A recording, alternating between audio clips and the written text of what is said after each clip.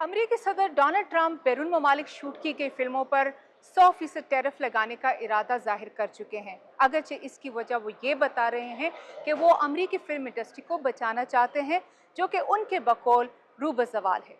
लेकिन अमेरिकी और दीगर बैनुल-अक़वामी तज्ज़ियाकार ये कह रहे हैं कि टैरिफ लगने के इस फैसले की वजह से खुद अमेरिका भी इसकी जद में आएगा, क्योंकि अक्सर हिदायतकार अपनी फिल्मों की शूटिंग बाहर ममालिक में करते हैं।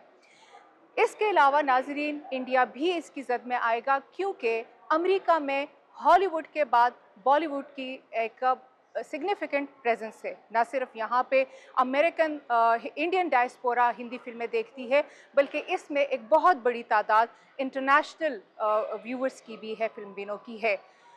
खबर रसा इदारे रॉयटर्स के मुताबिक सिर्फ 2024 में बॉलीवुड ने अमेरिकी मार्केट पर $95 मिलियन कमाए।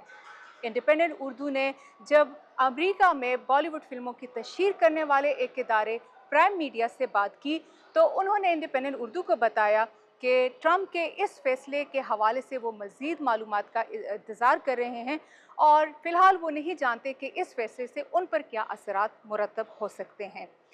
मैं इस वक्त वर्जीनिया में एक सिनेमा फॉक्स रीगल में खड़ी हूँ, जहाँ पे बॉलीवुड फिल्मों की नुमाइश जारी है।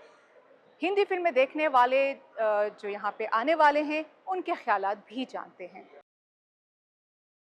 We come traveling like an hour just to watch a movie here. So because there are not much theaters that play Indian movies where we live in Frederick, so we come over here.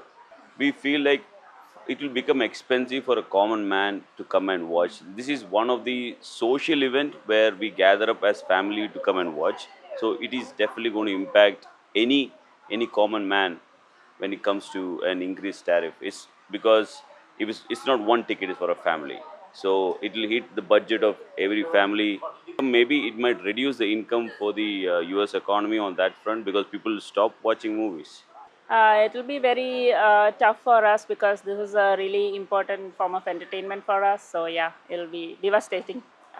Once in a month maybe, or yeah, couple times, several times a year. हाँ जी, वो तो अगर महंगाई होगी तो फिर ticket बढ़ेंगे तो फिर लोग कम जाएंगे देखने।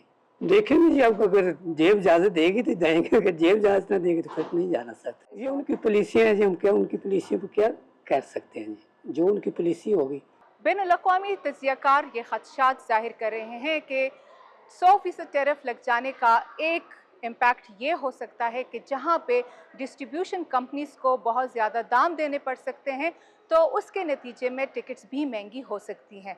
और ऐन मुमकिन है कि जो लोग पहले सिनेमा जाते थे, वो अब घर बैठे ही जो ऐप्स जिनकी वो माहाना बिल्स की अदायगी करते हैं, जैसे कि Netflix, HBO max, Amazon prime वगैरह वगैरह, इस तरह की जो दीगर ऐप्स हैं, वो उसी पर ही तफरीह को तरजीह देंगे।